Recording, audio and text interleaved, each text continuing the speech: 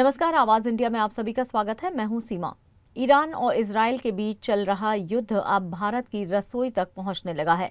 LPG सिलेंडरों की supply पर खतरे के बादल मंडराने लगे हैं, क्योंकि भारत अपनी घरेलू गैस जरूरतों का करीब 66% हिस्सा मिडिल ईस्ट देशों से आयात करता है और इन दिनों यही इलाका जंग के बीच झुलस रहा है। सबसे बड़ी बात यह है कि देश में सिर्फ 16 दिन की एलपीजी खपत के बराबर स्टोरेज है, यानी अगर पश्चिमी एशिया से आयात थमा तो 16 दिन बाद भारत में गैस संकट खड़ा हो सकता है। इकोनॉमिक टाइम्स की एक रिपोर्ट के मुताबिक भारत में इस वक्त करीब 33 करोड़ घर एलपीजी सिलेंडर का इस्तेमाल कर रहे हैं। इनमें से ज्यादातर घरों तक पाइप नेचुरल गैस यानी कि पीएनजी नहीं पहुंचती है। सिर्फ 1.5 करोड़ घरों में पीएनजी की सुविधा है। ऐसे में सप्लाई गड़बड़ाने पर करोड़ों परिवारों को एलपीजी का विकल्प ढूंढना होगा। भारत सबसे ज्यादा एलपीजी सऊदी अरब से आयात करता है, करीब 95% हिस्सा वहीं से आता है। इसके अलावा यूएई और कतर भी प्रमुख स्रोत हैं, लेकिन मौजूदा हालात में अगर इन देशों में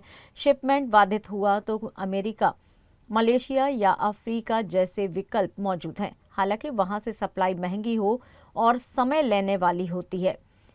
तेल कंपनियों का मानना है कि मौजूदा संकट में एलपीजी की डिलीवरी प्रभावित होने की संभावना कम है। फिलहाल भारत के पास क्रूड ऑयल का 25 दिन का स्टॉक है और पेट्रोल डीजल की कीमतें भी फिलहाल स्थिर हैं। लेकिन एलपीजी एक अलग मामला है। जानकारों की माने तो रसोई गैस की कीमतों में उछाल की आशंका फिलहाल भले ही हल्की हो, लेकिन हालात बिगड़ने पर आम उपभोक्ता को इसका असर सीधे महसूस होगा।